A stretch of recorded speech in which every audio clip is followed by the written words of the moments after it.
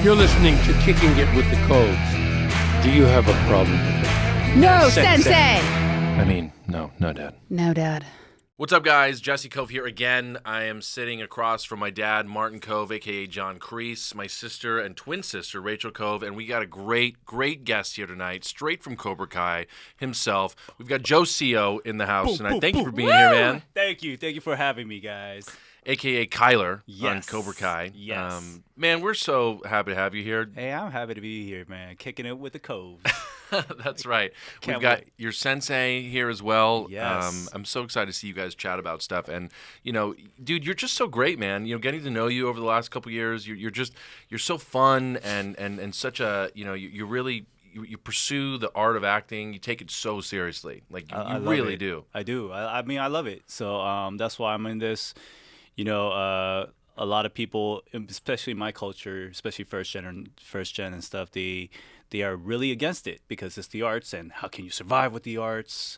They really care about that, but I went against all the odds and just did it my way. That's huge, man. Being stupid that I am. Was Just it had to more do it. your parents or just the family in general kind of against that? Yeah, in Asian culture, it's not just family. It's like your in-laws, like people that you've never seen before. They're like, Joe, you should stop doing what you're doing and go be a into doctor. Yeah, Be a doctor. become a doctor. Yeah, and like that's like an easy task or something. But it's something that we have to just live through as second gen to third gen, whatever. Yeah. Asian Americans in America. And there is definitely a rise in that with the Asian culture in TV and movies right now, more than ever, right? Yeah, just a little bit. There's a lot of like Asian Americans starting to kind of come up, but it's a long way, as you know. Because they still, like, Hollywood still wants to hire people from the home country, like native countries. Right. They don't hire Asian Americans. They have to hire Jackie Chan or you get what I'm saying. So yeah. it's definitely tough. I just hope that it could change little by little. Yeah, we'll see. Yep. I mean, clearly you're an important aspect to Cobra Kai. Coming in as you because you came in season 1. Yes. And then season 2, not so much. Right? Yes. I was on summer break on season 2, supposedly. That's right. And then you came back in season 3, hard as hell. Yes. And of course in season 4, I mean, no holds barred. Yes. I think that's the progression of Kyler. And everyone sees that. Even bullies need a break in season 2, and then back to season 3 and 4, he's just back at it again, just causing trouble, instigating, as he does. I really want to ask you, first of all, I'm a huge fan of yours. Kyler is one of my favorite characters. I know he plays the bully, but he's so interesting to me, and I want to explore how you unpacked that character for yourself. What was it like to play this bully? It's tough, but you know what? I take a lot of inspiration from your dad, first Sensei Marty, and he has that aura about him, and he makes himself big on screen, and I think that's something that Kyler could definitely that's what I take away as an actor, and try to make this frame or this screen just bigger for this character, just to show just contrast and just to live with, just to vibe with that art. And, it's definitely something that I'm definitely not like Kyler in real life. Hope not. And when I'm on set, it's just you know what? The camaraderie between all the cast members, it makes it easy for all of us to just be comfortable and just take someone by the freaking face and what, you want to die, you could go more than what it says on the page because of our comfortability with one another and our trust with one another. And I think that's what helps. It's just not just me but all the other cast members that really help me. Did it take a while to build that camaraderie? For some reason, I think on different shows, people say that it's really rare, but for our show, it was since season 1 from the get-go. All the legendary actors such as your dad and Ralph, Billy, everyone was so accepting, welcoming from the get-go. There was no like big head, like there's no like this, I'm better than you guys, so just stay over there, eat by yourself. No, it was very like, hey, just join us. We're a family. And that's kind of what started and kicked off everything. Dad, do you find that when you go on set and you walk back into the Cobra Kai dojo, with all the students there, do you find that camaraderie with everybody as well, kind of being the leader of the pack? Yeah, you get pulled right in there, and Joe and I always, I've got a great respect for him, and he's got a respect for me, and we always, kid around, and he's truly a henchman, from the get-go. There's never been a reluctance, oh, can I do this? Should I do that? Sensei, can I react this way? There's always been just a camaraderie of, he is one of the top people that John Kreese can count on for the mischief that we create, Winning by any means. Yeah, winning by any means, among so many other things, that it's exciting. And, that way, I've always felt that way about Jacob, Hawk, and Tori. The three of you have always been right there for the bidding, and you've always had that little bit of darkness in your personalities. And it was never had to be pride. It was always right there from the get-go of you arriving and Tori arriving and, Peyton or Hawk. I mean, boom. It was always there. So it's a comfort zone. And just like the writers said on their show, everybody tries to do their best on each and every show. Everybody's just doing their best all the time. And that's what keeps that show alive. And that's why there's no egos, because everybody is just much rather do the work and make the work better, What was sorry, Dad, I'm working on interrupting everybody just so we know as a family we're working on it. Right. I was going to say, with all the different stuff going on in the dojo, like, do you guys miss having certain people come in and out of the dojo? Like, like Jacob, yeah. As an actor, I'd be like, oh, I just miss my buddy in the dojo with me. Yeah. Well, for some reason, people just kept on leaving Cobra Kai soon enough. I can't believe we had like enough people to be on season 5, to get to season 5. So it's definitely you miss the vibe that you build with these characters and people that you've always I guess play with a whole season with. And yeah, it's definitely you definitely miss them, and It's kind of weird seeing them on a different team, and you're like, oh, okay, here we go again, let's do this. You're just fighting with them instead of just chatting with them and having fun. Yeah. What was your audition process like? Can you go into that story? Oh, all the way back to season 1. Before season 1. Even before that, did you know about Cobra Kai and Karate Kid, that world? I watched Karate Kid afterwards, like when we all after we all got, what's that called, casted. Yep. We were in season 1 and we went to Mary's place, Mary Mouser, her place, and we all watched it together. Like, it was just a lot of the cast members, we all got together, we just binged Karate Kid, and we're like, whoa, hey, dude, Ralph almost they all look the same. Like Billy, Ralph, I'm like, whoa, they just got a little bit older. But, and Marty's first sensei looks exactly the same. It's kind of crazy. And his voice, same, and it's like, whoa. Just to see them in real life again, and you're like, that's cool. It's something that, it's like an experience that you cannot really plan out. Like, it was cool. It was just definitely cool just to be with these legendary people, and then you just get to work with them, and you're like, whoa, I'm working with these legends, And that's definitely one of the biggest treats. And it's the audition process for Kyler.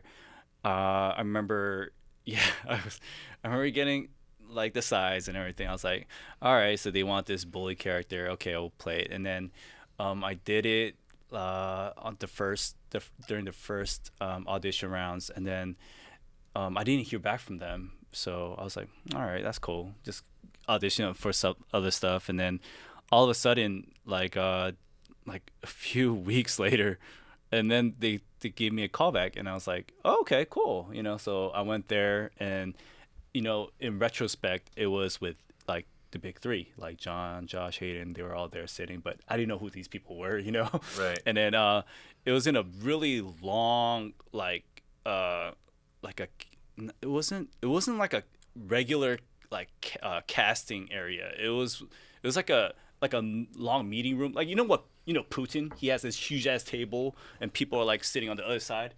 That's what it seemed like, because they were all the way on the other side, like 10, 20 meters away, and I'm just like out here in the other end of the table, and then they're like, yeah, perform something over there, yeah, you just do it over there, because it was so damn big. So I was like, okay, fine. And then I started, I did my thing, and then I remember I did some stuff that was not on the script, like as in like I kicked a chair, and then Nice. yeah, and then whatever it was, and then right afterwards, because I'm a very nice Asian, I just said, sorry about that, and thank you for your time. I bowed. Sorry about that. Like you're apologizing. Yeah, I was like, sorry about that, sir. And then I'm going to take off. Bye. Yeah, you guys have a great day. And then I just took off, and I guess they liked worked. it. Yeah, it worked. And then I was like, oh, shit. Kick the chairs if you're on audition. Yeah, Kick exactly. The chairs. Kick the chairs. Sweep the chairs. And then opened the door and left. And I still didn't know that I got it or not. And then a few days before our flight, it was like literally a few days before our flight, like maybe 4 or 5 days before our flight. It's like, hey, you got it. Get ready. Oh, when are we leaving? In 3-4 days. Great. All right. Bye.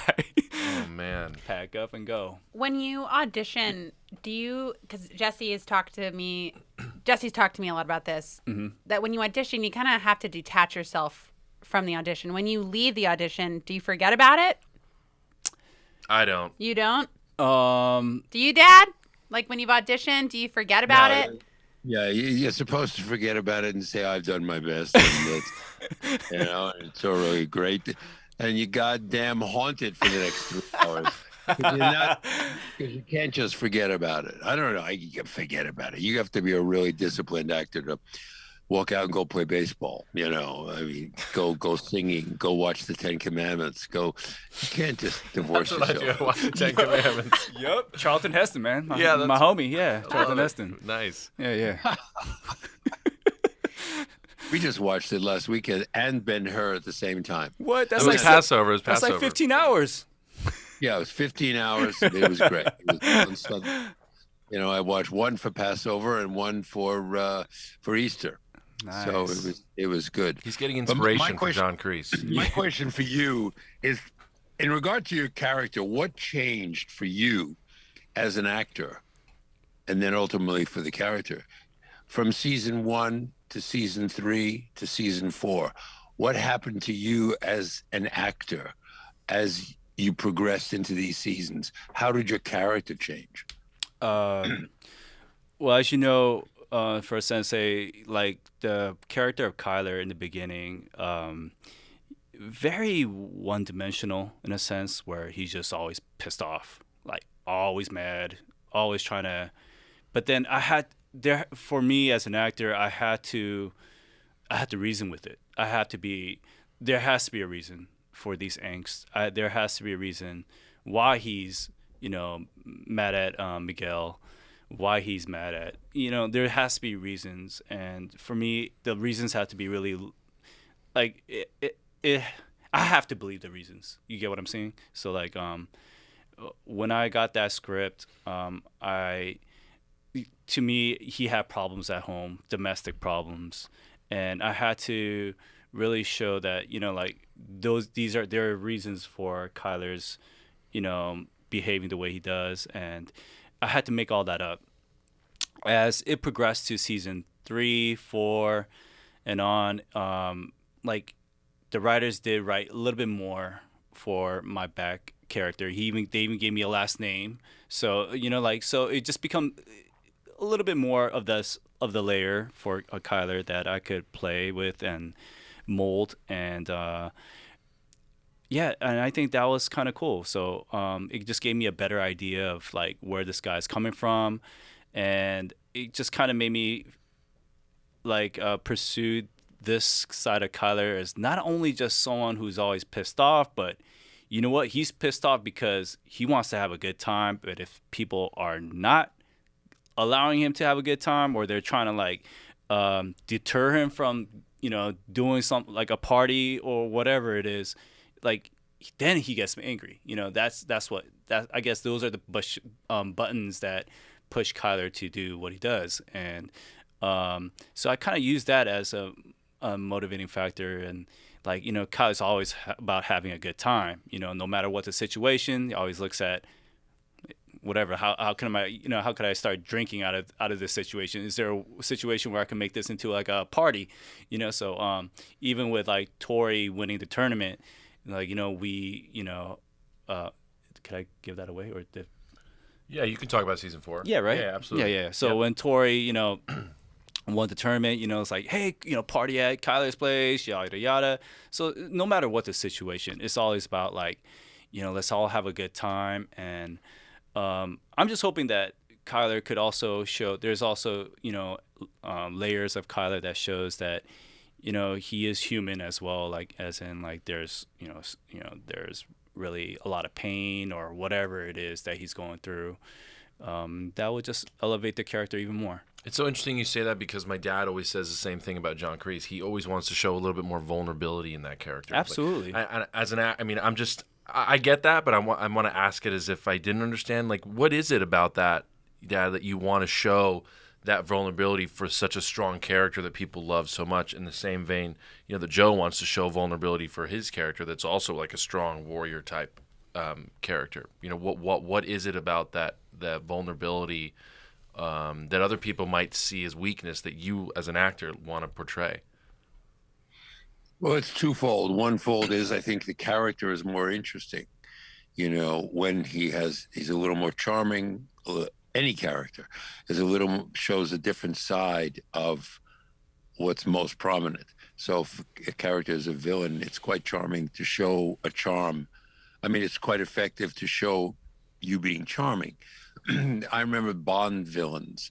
There was an actor named Klaus Maria Brandauer, and the villains in Bond movies were so evil, but when they showed a side of being charming and loving and textured it with positive emotions, it was quite very interesting to watch them. But ultimately they were villains and they had their own selfish problems and their own selfish outcomes. A lot of it is just all about ego, because I like to play the softness. I enjoy playing the characters that aren't so tough. I really enjoy that. And that's just, the actor in me. John Kreese, the character, comes from, I remember the writers saying, we write, and they'll do this for you too, Joe. They write so that they always want to know why every character in Cobra Kai does what he does. And the why is what each one of these writers asks themselves when they're writing a character. Why is he doing this? Why is he like this? Why is Billy like this? Why is John Kreese? And they focus on that. So they'll get to you and explain why you do X and why you do Y.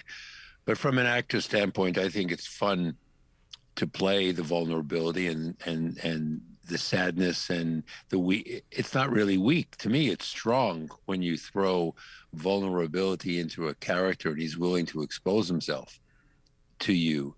At the same time, he's just a very vindictive human being. It's kind of interesting to see that. And that's kind of a long answer, but it appeals to the character to show vulnerability, and it also appeals to the actor to be able to do it because it's colorful. It's just very colorful. And I think people enjoy seeing characters who are more colorful.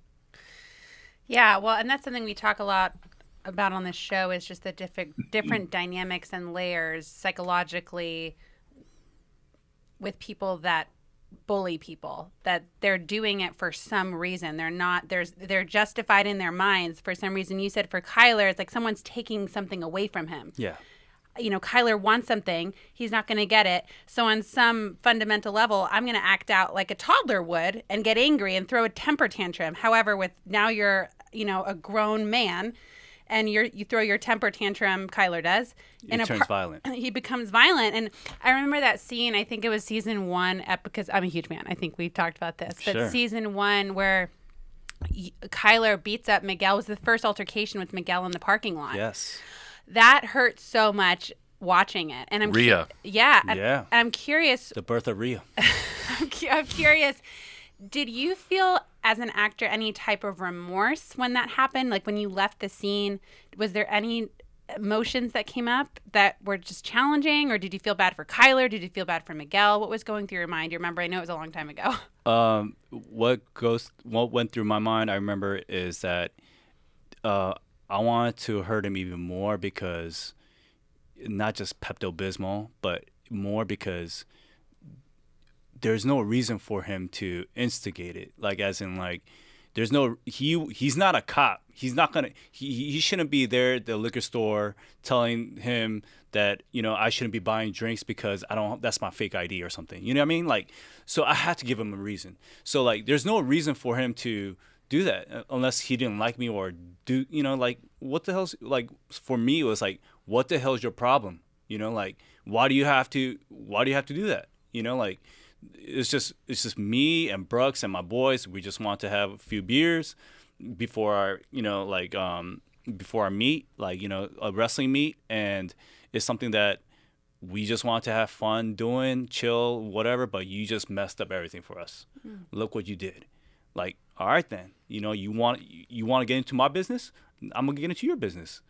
You know, so, like, that was my mindset. I had to think of a reason. That was not on the script, but that was a reason for me to, like, try to hurt this kid that tried to, you know, ruin my fun. And I was just like, nah, this is not going to happen. Not today.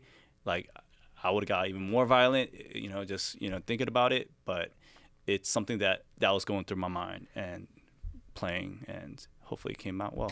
And well, I mean, even just in studio right now, I see Kyler, like, you really created this story for yourself. Yeah. And you created these reasons. And I love that. You do your homework. And I think that's the most important thing actors can ask themselves. And when they get a script is why.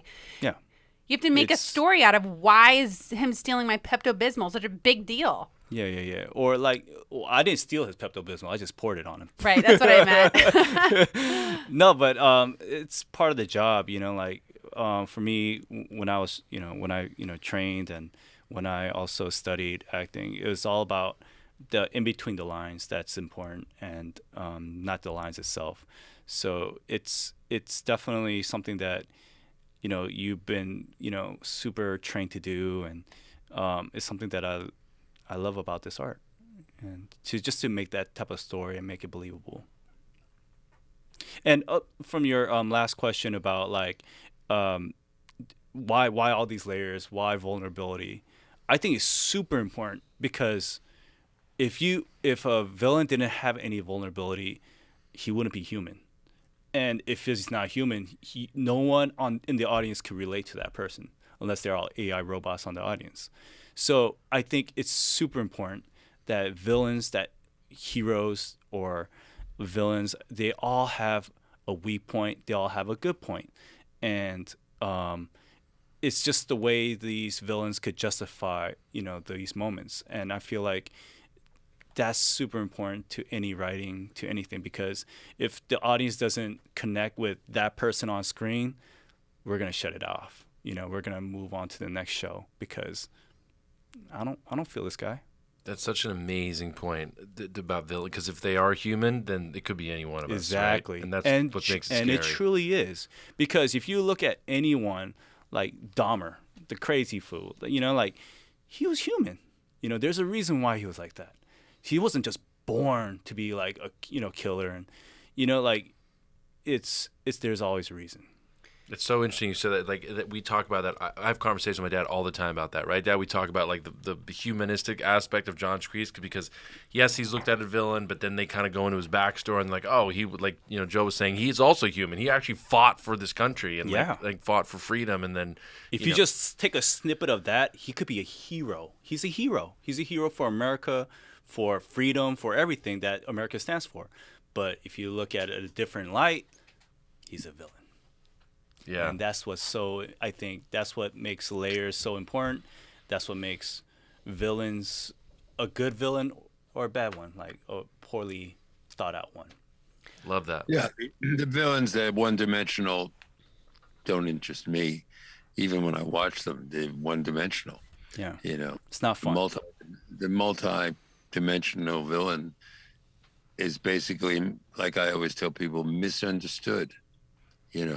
He's just misunderstood, and it's a lot more interesting to watch a guy who's a little misunderstood than has only one color, and that's tough. I'm a tough guy.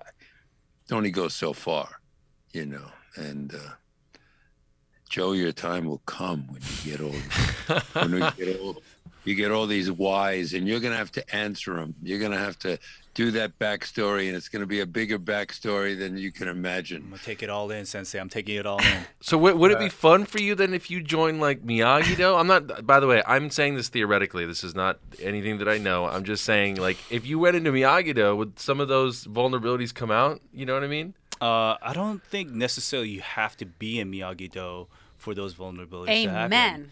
Amen. I think even within Cobra Kai, there has to be vulnerabilities, or else Cobra Kai is not really a villain, like in itself. There has to be frailties within Cobra Kai that we could also pursue, like we could also like show, and I think that will add just to the draw to love Cobra Kai even more, because there's these faultiness within Cobra Kai, not just always like I'm always pissed off, always angry. No, like there has to be something there.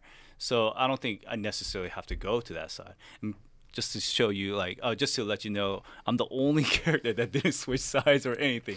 I like the loyalty. Yes, yes. And then in Korean, that's called uri, and I have plenty of uri for my sensei. You know what I mean? Let's go. I love that. I'm curious. So when you say you booked the role of Kyler, and then 3 days later you were on a plane. Yeah, something like that. Tell me about that time frame.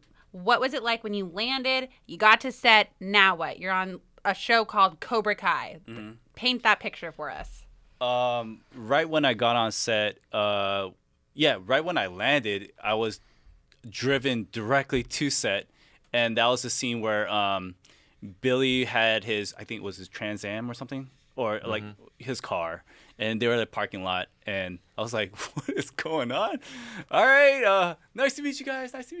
Hey. And then it was like, John, Josh, and Hayden, they were all there. And I didn't get to meet a lot of people, like necessarily like, sit down and meet them because everyone was still working.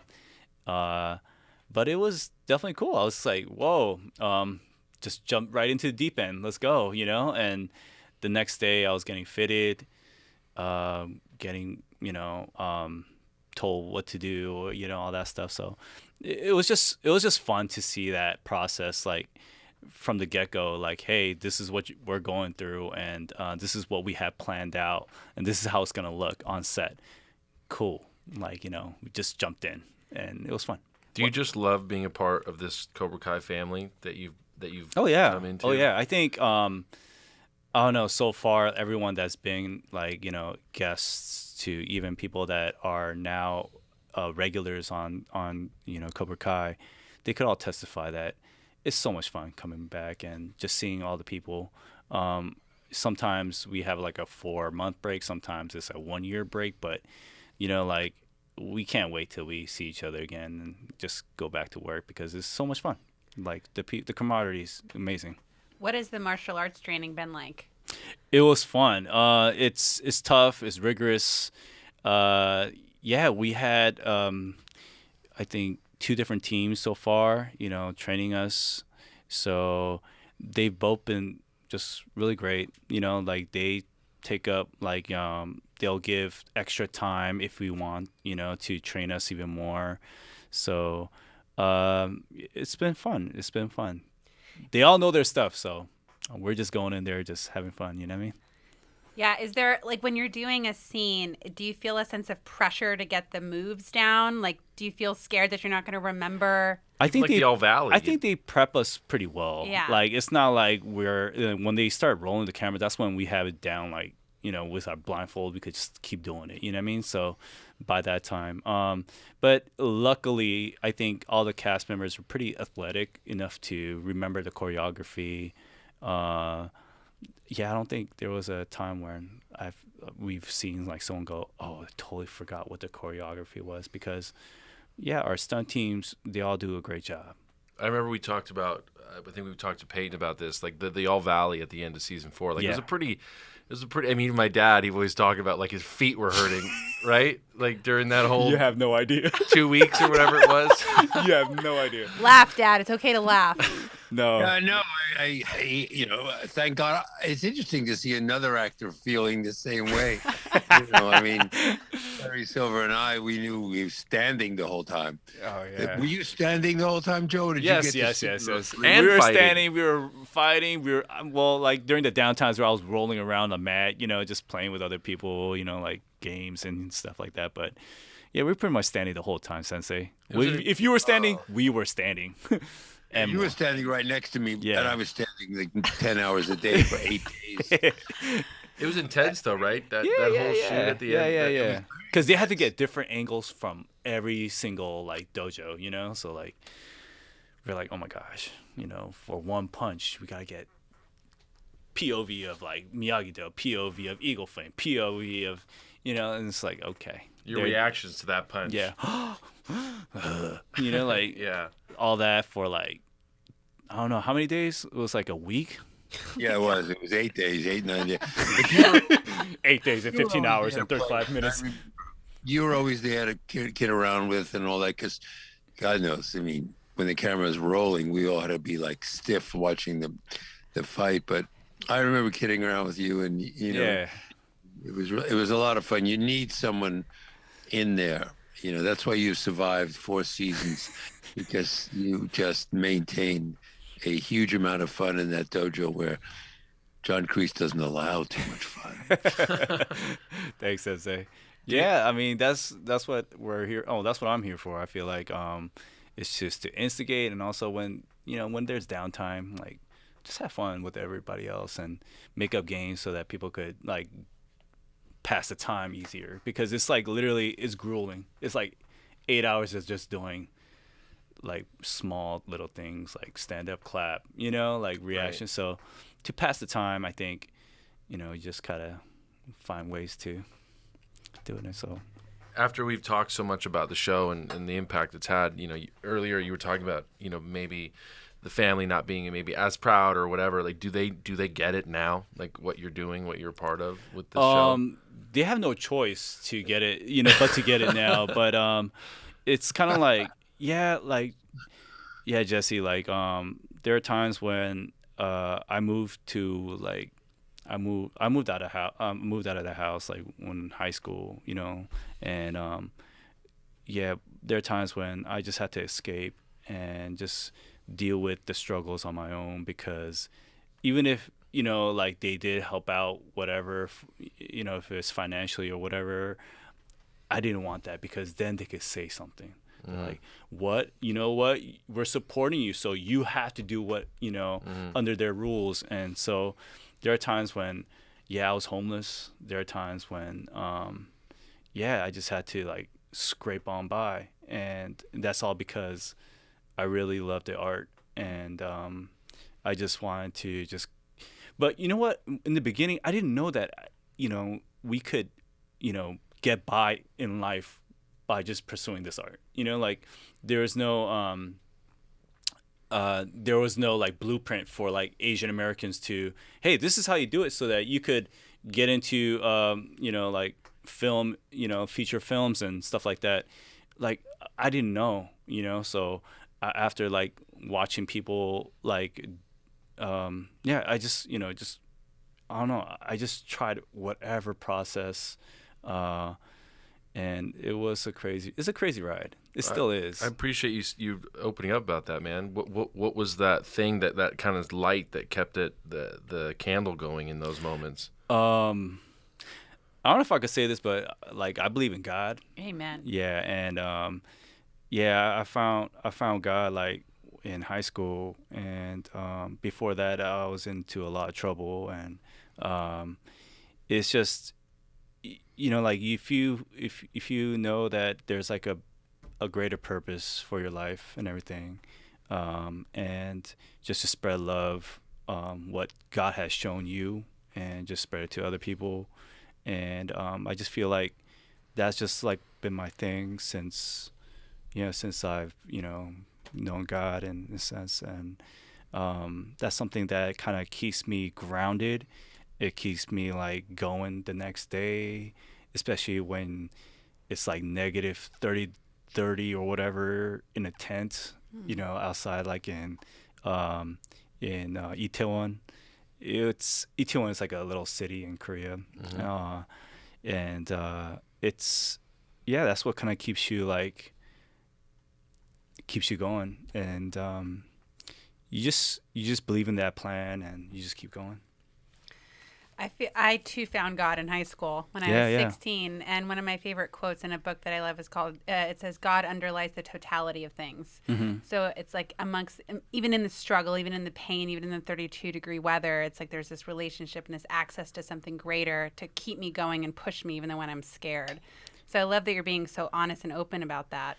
Yeah. I think it's good for people to hear, man. I mean, we live in a society where everything is like so perfect, and we were talking to our last guest about this, Julia Macchio, Ralph's daughter, and she was saying like it's okay to like feel what we're feeling and not have to.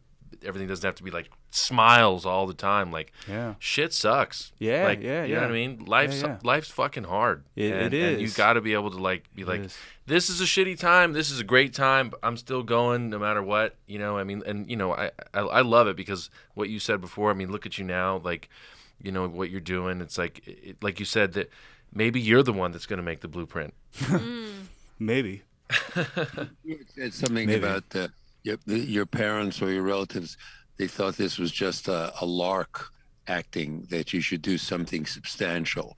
And, it's not only the Asian culture, but as a little Jewish boy growing up, my parents would always say that to me as a teenager.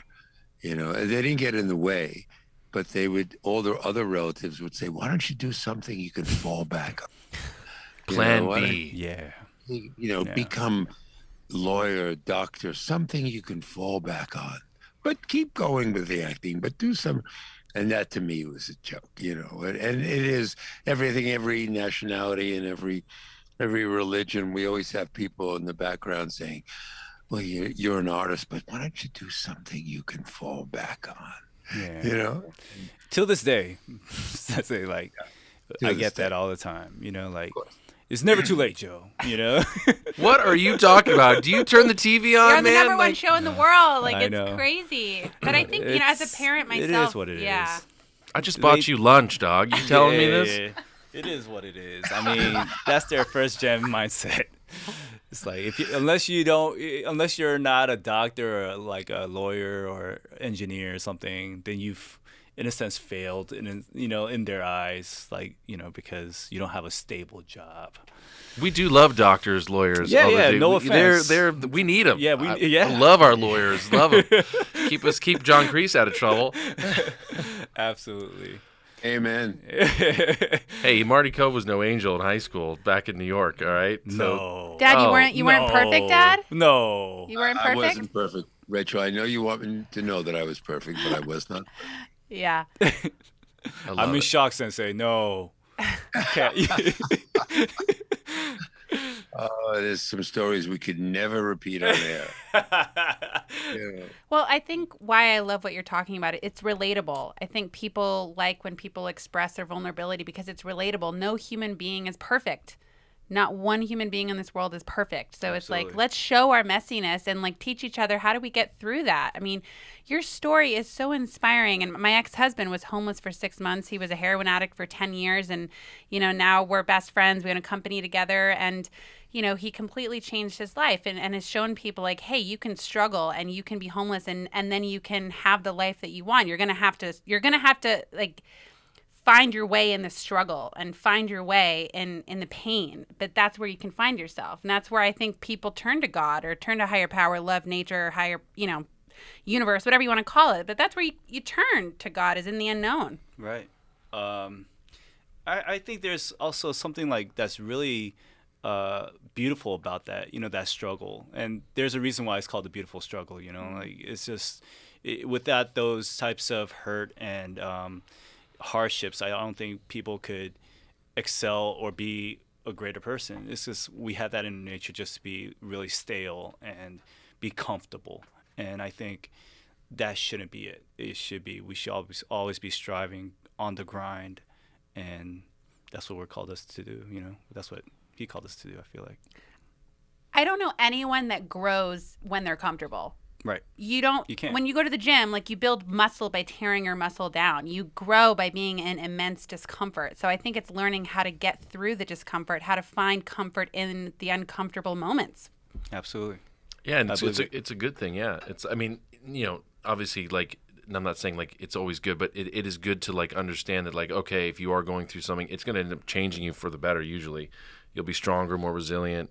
Even if you have all the success in the world, even at that stage, you're still uncomfortable with certain things. It's good. It means you got to elevate. You got to, level up in another way. And it's also, you got to have that mindset, though. You got, like, it could turn you one way or the other. And I think everyone has a choice. And it's just like, yeah, you're going through this hardship. Are you going to turn? Are you going to just, go with those punches and just go to the dark side? Or are you going to, go with those punches and, just win over these circumstances that, that you have no control over? You know what I mean? Like, I just hope that everyone out there, whoever's listening to this, please, like, just believe in yourself and just keep going. You know what I mean? Like, yeah, that's all I could say. You know what I mean? Like, I just hope, like, everyone sees a more positive side to these struggles than, yeah. The interesting thing is there's so many actors in the past, like James Dean and Marlon Brando, and a variety of people that were very frustrated and enormously unhappy. And yet they were able to bring that kind of, that anger and that discomfort to the screen. A lot of people like that, but Marlon Brando and James Dean's come to mind. And how interesting it was that they, as an actor, that once you get to that place of cultivating discomfort to make the scene good and all that, that if you can back up for a second and realize that you are healthy, that it is important to make that scene work with a lot of discomfort emotionally, and then come out of it, leave the set, and realize that you're okay. You're not that character. You're not as uncomfortable with yourself as the character is. It's quite interesting to make that discovery, and as you have, and truly at your age, boom, just master it and keep repeating it and doing your backstories and all. I had no idea that you all that work between the lines, man. Thank you. It's and it keeps me going, all that work between the lines. So my hat's off to you. You can sweep your leg on me anytime. Thank you, Sensei. More camaraderie between Kyler and Kreese in season 12. I know. I know we have to wrap soon, which is a bummer because I could talk to you for hours. For anyone who's struggling out there, do you have any tips and tools, any words of wisdom that you would like to share with them to give them hope?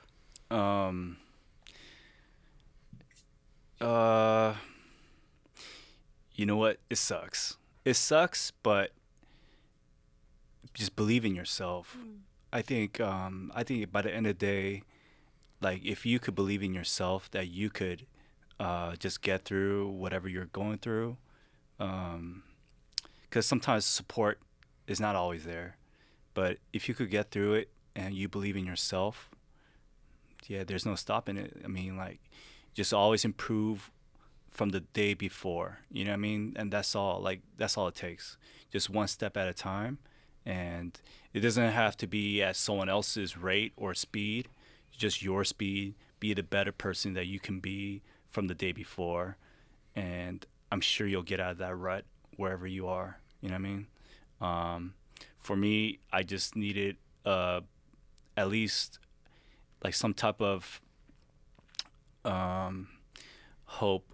I just needed that every weekend when I go to church and stuff like that. So that's why I went to church, is so that, I could, just reset my mind. This is what's real, and this is what life is about. You know what I mean? Like, it's about something more than just these things and these material things that just go. It's just, there's a bigger picture out there, and you're not just living in this damn world on your own. You're living with like billions of people. So, you know what? Little by little, just make a difference. Make a difference for yourself and for other people. You'll get out.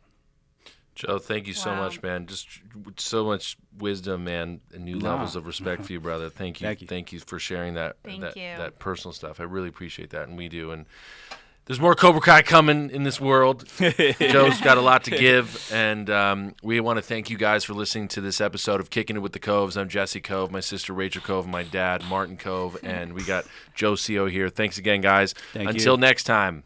Boom. See you in the dojo, Joe. Yes, sir, Sensei.